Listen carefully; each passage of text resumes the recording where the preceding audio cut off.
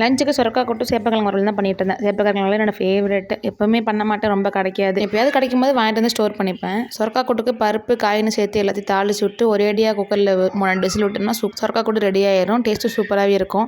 நம்மலாம் சின்ன வயசில் படிக்கும் போது நம்ம அம்மாட்ட இந்த லஞ்ச் வேணும் அந்த லஞ்ச் வேணும்னு கேட்டுருப்போனே தெரியல. அப்படியே கேட்டாலும் அடி தான் விழுவும். நம்ம கொடுக்குறத கண்டிப்பாக எல்லாத்தையும் ஃபினிஷ் பண்ணிட்டு வரணும், இல்லைன்னா அது திட்டு தான் விழுவும். எங்கள் பாப்பா ஸ்கூல் போய் அனுப்பிச்சு இப்போ தான் 2 மாதம் ஆகுது. ஆனால் இப்போ அவள் கேட்குற என்னம்மா எனக்கு சாப்பாடே தினமும் கொடுத்து விட்ற, சப்பாத்தி நூடுல்ஸ்லாம் கொடுத்து விட மாட்டேன்னு கேட்டா. சரின்னு சொல்லிட்டு நேற்று ஆளு சப்பாத்தி போட்டு கொடுத்தாங்க. சரி சாயந்தரம் வரும்போது என்ன அப்போ கொஞ்சம் பேலன்ஸ் வந்துருச்சுன்னு கேட்டால், நீ ஏன் தயிர் சாதம் பண்ணி கொடுக்கல, கேரட் பொரியல் பண்ணி தரல அப்படின்னு கேட்குறாங்க. நம்ம ஏதாவது ஒன்று கேட்டோம்னா அது கரெக்டான பதில் வச்சிருப்பா. நம்மளாம் அவ்வளோ விவரமாக பேசியிருப்போம்னே தெரியல. எங்கள் அம்மாலாம் ஏதாவது கேட்டு பதில் நான் திரும்ப ஏதாவது சொல்லணும் அடி வெளுத்துருவாங்க. உங்கள் கிட்ஸும் இப்படி தான் இருக்காங்கன்னு சொல்லிட்டு மறக்காம கமெண்ட்டை சொல்லுங்க. மாவு இல்லாமல் இந்த வாரத்தை ஓட்டவே முடியல, அட்ஜஸ்ட் பண்ணி 2 நாள் ஓட்டிட்டேன். சரி இருக்கும் 2 நாளைக்கு மட்டும் கொஞ்சமாக மாவு அரைக்கலாம். மிக்ஸியில் தான் போட்டு அரைச்சிருந்தா எப்பவும் போல் மாவு அரைச்சிட்டு ஒரு 5 டேபிள் ஸ்பூன் மட்டும் கம்பு மாவை கலந்து வச்சிட்டோன்னா புளிக்கும் போது சூப்பராக புளிச்சு வந்துடும். ஈஸியான ட்ரிக்குங்க, ட்ரை பண்ணி பாருங்கள், சூப்பராக இருக்கும்.